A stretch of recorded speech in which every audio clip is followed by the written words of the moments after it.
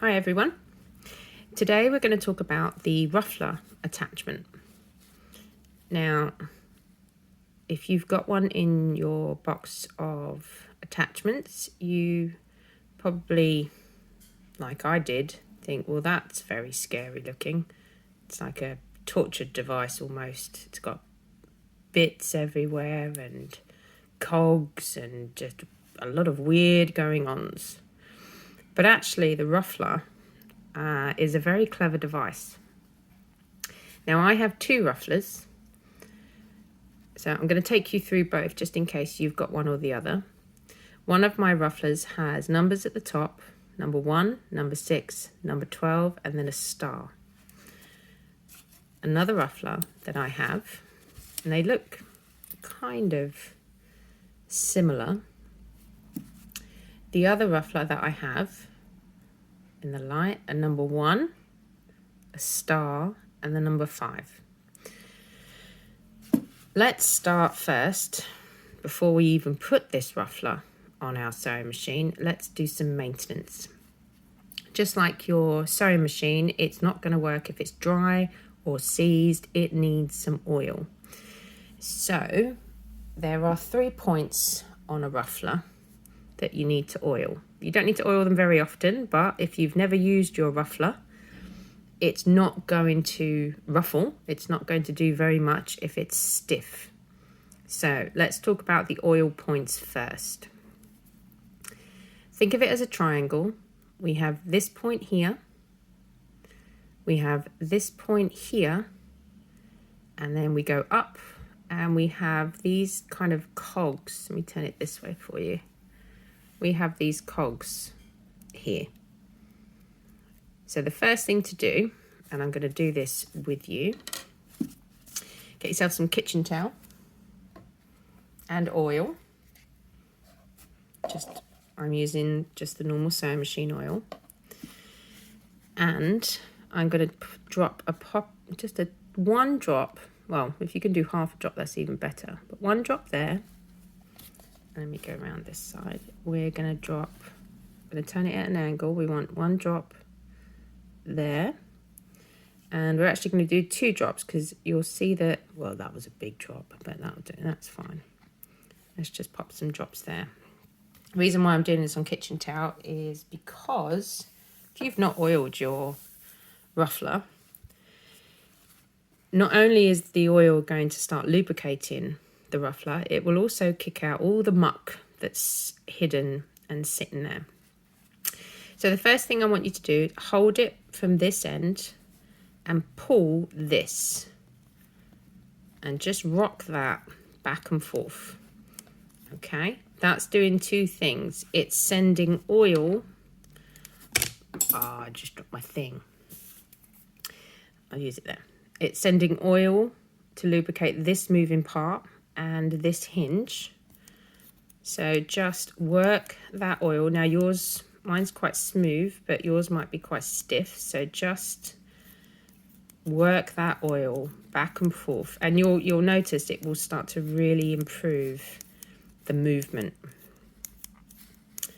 Now at the moment, my cogs, if you just keep an eye on this little cog here, it's not moving, but that's because I've got it set at number 1. If you've got, that's what we'll do is we'll put it onto number 6.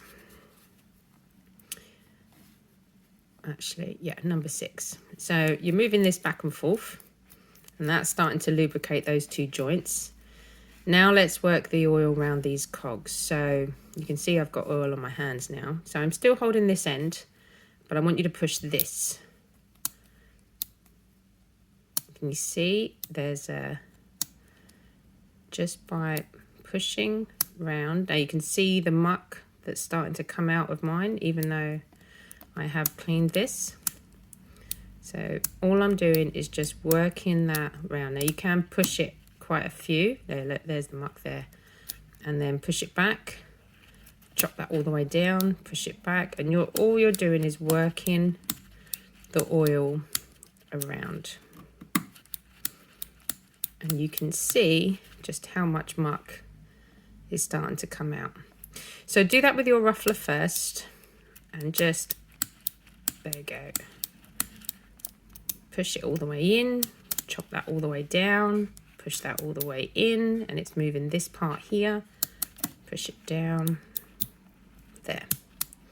Now, depending on how stiff yours is, it might take a bit longer. Mine's not too bad.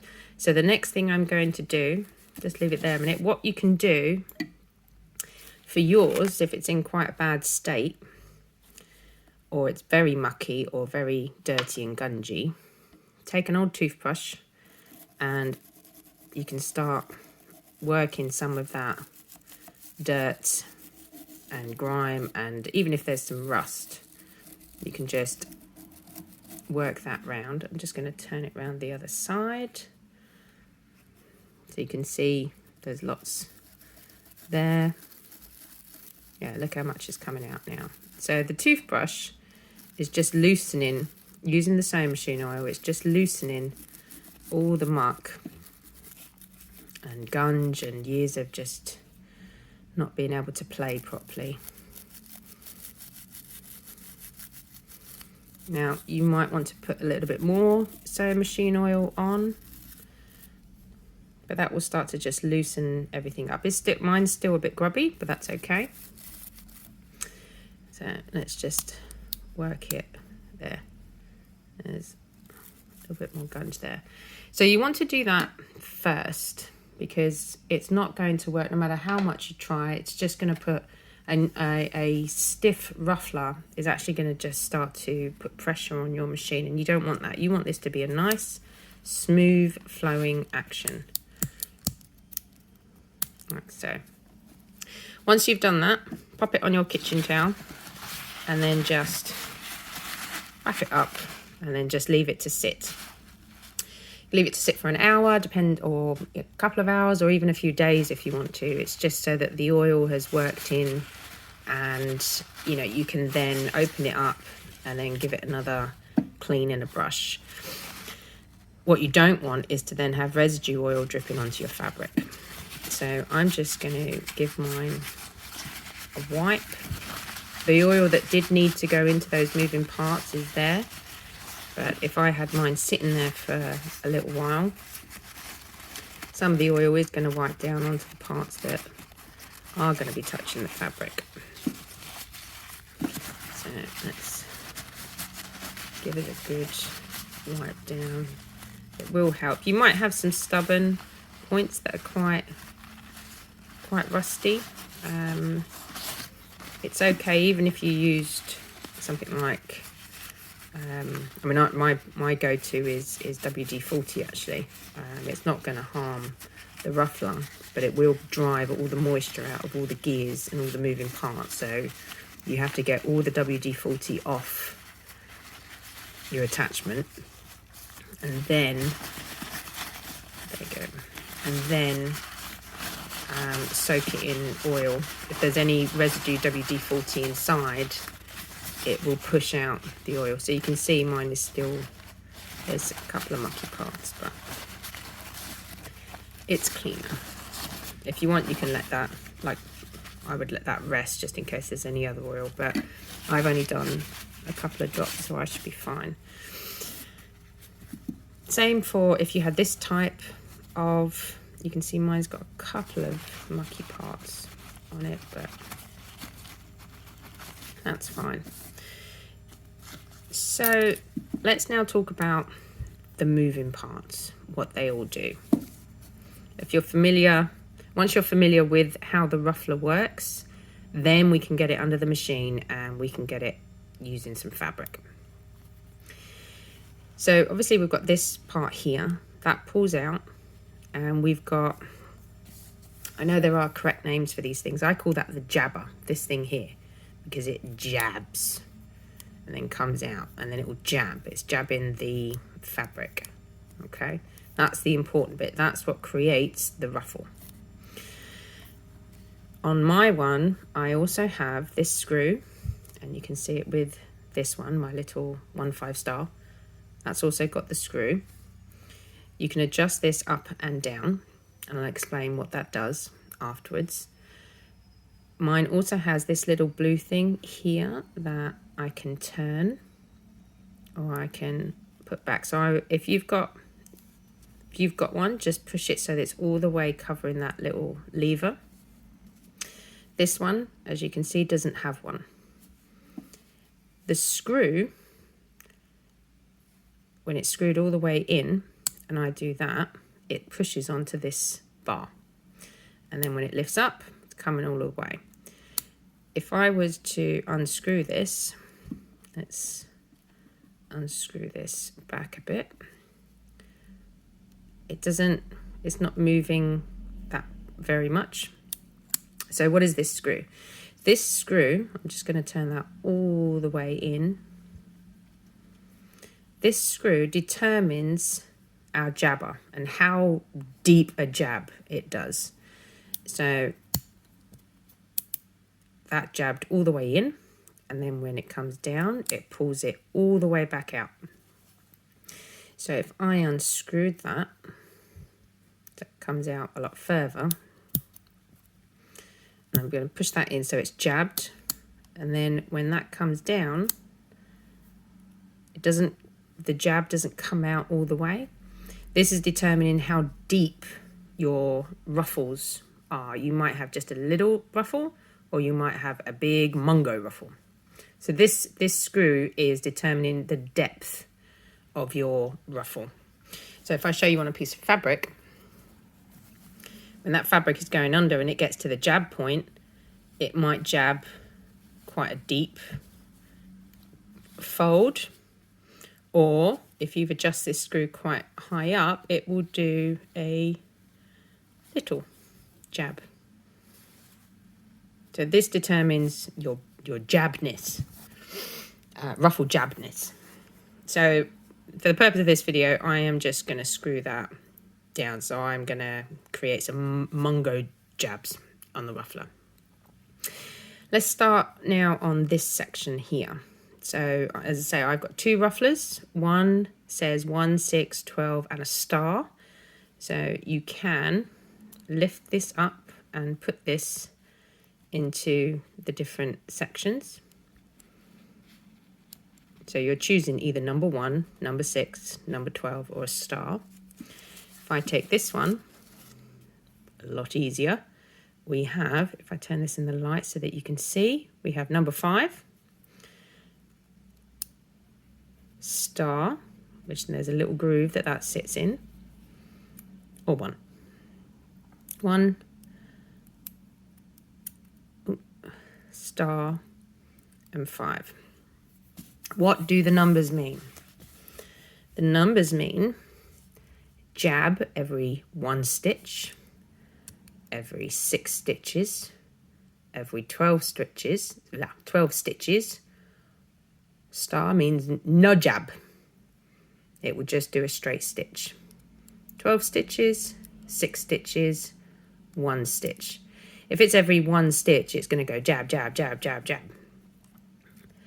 If it's every 6 stitches, obviously it's going to go stitch, stitch, stitch, stitch, jab, stitch, stitch, stitch, stitch, right? And then for every 12 stitches. So if you had your stitch length set to 12 stitches an inch, it will jab every 12 stitches, or 1 jab an inch, or however obviously depending on the length of your stitch as to how close those jabs are together. So we're going to tweak that when we get this on the machine.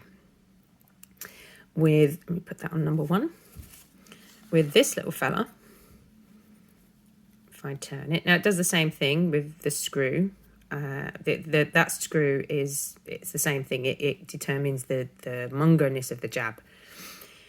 I've seen pictures of other rufflers where this screw is actually about here, so it's controlling it that way. Excuse me. So for here, and let me tilt that so it's in the right light. Every 5 stitches, just a straight stitch, no ruffle jabbing, or every 1 stitch. So this is a bit simpler, but the same principle. Let's go on to the next bit. Obviously pause the video or rewind it if I'm going a bit too fast. I'm conscious I don't want to make a huge video. Let's talk about these cogs now. So what I want to show you, and I'm going to do it at this angle so that you can see what I want to just point out. Let me get my pointer. I dropped it on the floor. Okay. So ignore this for the minute. You've got this huge arm here, and then you've got this little arm. Okay. That little arm is what is engaging in the cogs. So when I'm on one stitch, that's engaging with all three cogs. So this first section is your jabber arm. This next one across is one of the cogs. And then you've got, if I turn it this way, you can see. So my one's got two sets of cogs here.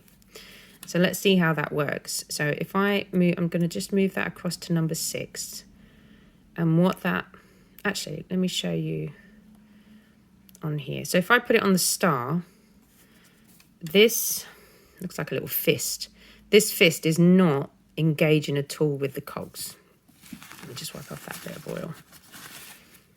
It's not engaging with the cogs at all. So when it's going up and down, nothing is engaging. We don't want it to engage because the star means no jabs. So it's not engaging at all with the cogs. If I move that, say, to number 6, it engages the cogs. That fist is sitting a lot slower now, and it's picking up the cog. But it's picking up my 6-stitch cog. So it will just go round, and then it will hit one of the cogs is deeper. So the fist slots into that, which engages our jabber, which causes it to jab. And then it comes out, and then it goes round. And it will keep going round 6 times, and then it engages, it falls into that little slot, which engages your jabber and moves your jabber across. Then it goes round again, and it does another 6. If I move it to the 1, can you see that little fist has moved across now and is engaged permanently with our jabber? So it will go jab, and then, hang on, there you go. So it's just jabbing every time, because it's jabbing every one stitch. Every time that needle goes down, it's going to cause a jab. 6 stitches. It moves the little fist, this little fella here, this fist across, and now it's only going to jab every 6 jab, and then round. Okay, so that's how that's working. Now I've still got, sorry, it's because I haven't let my ruffler settle, so I keep seeing bits of oil now. Or maybe I over-oiled it, doesn't matter. It's okay. So hopefully now you understand with what this does and how it engages that little fist, which then determines what cog section it fits into, whether you want 1 jab, 6 jabs, a jab every 1 stitch, every 6 stitches, or every 12. So I've been avoiding the number 12 because I want to show you. Now I found that my number 12 wasn't working, and then I realized why. If we put that into number 12, it's my fist is in a strange place, because if I, hopefully this will jab every 12.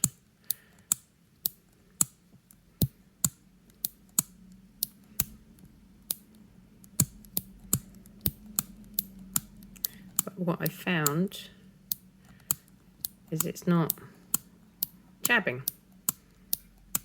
at all. And that's where this little blue thing comes in, because with it being on number 12, it's not, the screw isn't engaging with my jabber arm, because if I push it down, I'm forcing that to go down. But if I carry on going round, it's just about catching. What I can do, let's get that out of the way. If I lift that up, is you can move this up just ever so slightly so that it's going to engage, but hang on, my arm's slipping. It means my screw is going to engage just that little bit higher, or this is going to be just that little bit higher to help with the push. And that's where the 12 goes. That's where the 12 stitches you'll see it start to happen. There you go, jab. And that's only because I've moved just this little lever up a tiny little bit to engage with the screw a bit more. But for now, let's just move it back to number 6. That's it, and I'm still oozing some oil.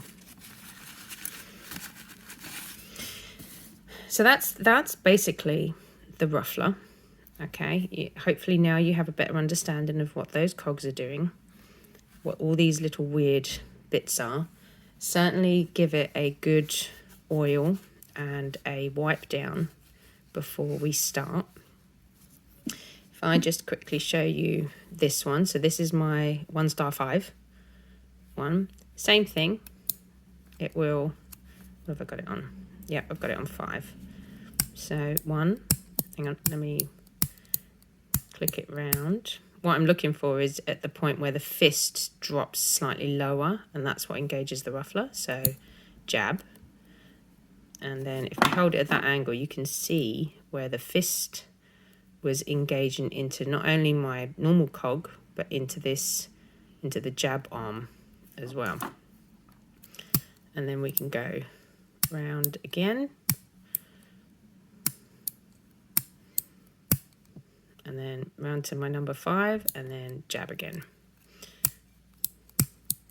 So same thing. It's a little bit simpler, but it's doing exactly the same thing. So it's good to make sure it's nicely oiled and you've got no drippage coming off, and it's not slimy. I'm putting oil all over them at the moment. So what I'm going to do now is I'm going to pause the video, give the rufflers a good wipe down and wash my hands, and then I'll show you how to get it working on your machine.